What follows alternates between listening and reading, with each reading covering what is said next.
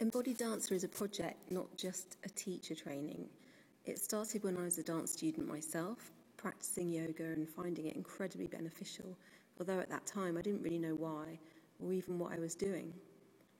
Later on I got into yoga practice quite seriously, became a yoga teacher and had that aha moment when I thought I could research more about yoga and dance, and so got given a scholarship by Middlesex University to write my PhD.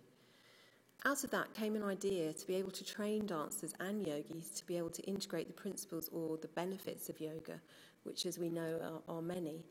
The ability to concentrate longer, be more in the body, stimulate the body's parasympathetic nervous system, and so forth.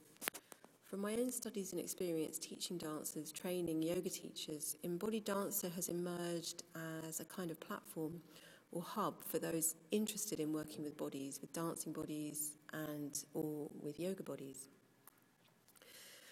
Embodied Dancer has brought together all sorts of dancers from hip-hop, samba, belly dance, as well as more traditional areas of theatre dance, contemporary and ballet.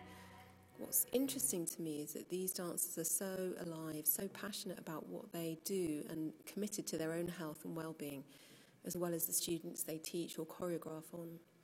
And so for them, this course is about being parts of a continuing education, theirs and their students.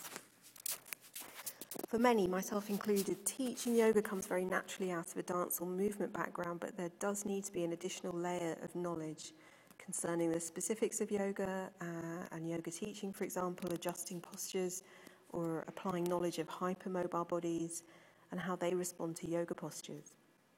The course covers quite a lot of anatomy, probably more than in a usual 200 hours training, because I think it's important that teachers really have a good grasp, not just of the basics, what muscle is where, but the kinesiology and biomechanics, how bodies move, what forces are acting on the body, and how can we create safe and creative yoga practices. I think why Embodied Dancer appeals to performers or those who've come from a movement or somatic background is that we take a really holistic and embodied approach to the training.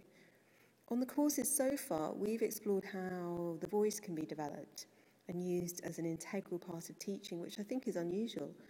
And the faculty that I've been working with are all fantastic yoga teachers, but performers, dancers, singers in their own right.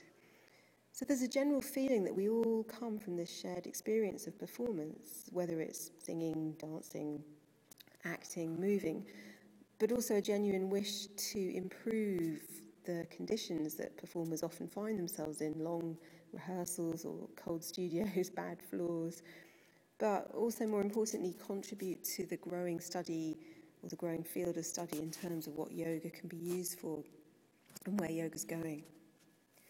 There's a lot of studies out there that point now to the medical, physiological benefits of yoga practice, but not so much, I think, in the creative and artistic sphere. The dancers and performers I've worked with recently are all interested in exploring the connections with, for example, the brain, neuroscience, what makes us creative and intuitive, and how yoga and meditation can play a part in tapping into that creativity.